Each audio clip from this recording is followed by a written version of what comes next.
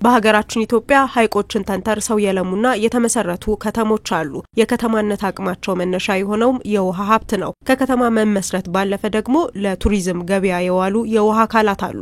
የውሃ አካላቱ በውሃ ቱሪዝም አማካኝነት ኢትዮጵያ ካላት የተፈጥሮ ቱሪዝም መስህቦች መካከል ናቸው። በቅርቡ የተመረቀው የህዳሴው ግድብም ንጋት የተሰኘውን ሐይቅ እንዲፈጠር አድርጓል። ሐይቁም ለውሃ ቱሪዝም አንዱ መዳረሻ ይሆናል። በጀልባ ተጠቅሞ የሚደረግ ወንዝ ላይ ጉዞና ማህበረሰብ አቀፍ የሆነ ሰስተነብል የሆነ ወይንም ደግሞ ዘለቀታዊ የቱሪዝም ልማትን ባካተተ መልኩ የሚደረግ ጉብኝት ስለሆነ ይህ ንጋት ላይ የሚደረግ የጉብኝት ፕሮግራም ይካተታል። ግድቡን እንዲሁም የንጋት ሐይቅን ለዘላቂ ቱሪዝም ልማት በመጠቀም ማልማትና ወንዙን ብቻ ሳይሆን ከወንዙ ባለፈ ደግሞ በአካባቢው ያሉ ሀብቶችን ለመጠቀምም እድል ከፋሽ ነው።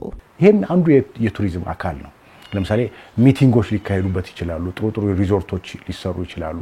እዛ አካባቢ ጥሩ ሚቲንጎች ሊካሄዱ ይችላሉ። ኮንፈረንሶች ሊካሄዱ ይችላሉ። በውሃ ዙሪያ የሚካሄዱ ማናቸውም ሪሰርቾች ሁሉ ሊሰሩበት የሚችል የአካባቢ ነው ማለት ነው። ስለዚህ ኢትዮጵያችን ባሏት ወንዞች አማካኝነት ወደፊት ሊለማ የሚችል የቱሪዝም ሀብት እንዳለን አመላካች ሆኖ እንደ ምሳሌም ሆኖ የአባይ ወንዝ እና ዳርቻው ትልቅ የቱሪዝም መነሻም የውሃ ቱሪዝም መነሻም መዳረሻም ሊሆን ይችላል ማለት ነው። በቀጣይ በንጋት ሐይቅና ግድቡ ዙሪያ የሚደረጉ ጉብኝቶችና የውሃ ላይ ውድድሮችን ለማካሄድ ያስችላል። ይሄም ሌላኛው ገጽታው ነው። የህዳሴው ግድብ ምክንያት ሆኖ የተፈጠረው የንጋት ሐይቅ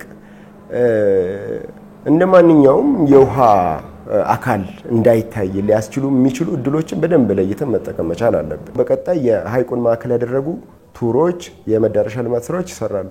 እነዛ በሙሉ መነሻቸው ከህዳሴ ግድብ ታሪክና አቅም እንዲሁም ደግሞ ካመጣቸው እድሎች ጋር የተያያዘ ስለሆነ ወደፊት የሚኖረው የስቶሪ ሰዎችን ለመሳብ ወደ አካባቢው እንግዶችን ለመሳብ ከጀርባው ያለው ትልቁ ሜሴጅ አሁን ያለው የህዳሴው ግድብ ትርጉም ነው። የህዳሴው ግድብና ንጋት ሐይቅ ለጎብኚዎች አንዱ መዳረሻ አማራጭ ሆኗል። የውጭ ጎብኚዎችም ስፍራውን ለማየት ሲያቀርቡ የነበረውን ጥያቄ መለሰ ነው። የሀገራችንም የጎብኚ ቁጥር አሁን እየጨመረ ነው ያለው እና እንደውም ምንድነው ከዚህ ቀደም በነበሩን ስብሰባዎች የብዙ ሰው ጥያቄ እየሆነ መጥቷል። መቼ ነው ወደ ወንዞቻችን ይዛችሁን የምትሄዱት? በተለይም በአባይ ላይ ዙሪያ ላይ እየተሰራ ያለው ነገር ማየት የሚፈልገው ሰው በርካታ ሆኗል።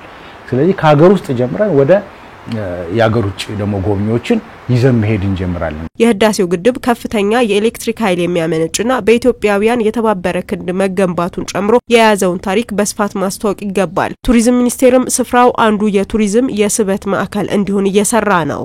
ሚኖሩ ተያያዥ እድሎች ብዙ ቅርሶች አሉ በአካባቢው ላይ። በነገራችን ላይ የደጃዝማች መሐመድ ባንጆ ቤተመንግስት አለ። ለምሳሌ ጉባ ውስጥ እስከ አሶሳ ከመጣሽ ብዙ ሪሶርሶች አሉና በአካባቢው ቀጠና ውስጥ ያሉ ሀብቶችን አስተሳስረን ነገር ግን እንደ ማዕከል ህዳሴ ግድብና የንጋት ሐይቅን ወደ ገበያ አምጥተን ሰዎች እንዲያዩት ያንን እንግዲህ አሁን ቀጥታ አቅጣጫ ተሰጥቷል፣ እየተሰራበት ነው። በታላቁ ህዳሴ ግድብ አማካኝነት የተፈጠረው የንጋት ሐይቅ ለቱሪዝሙ ብሎም ለሀገር ኢኮኖሚ እድገት ያለው አስተዋጽኦን በመገንዘብ መስራት ይገባል።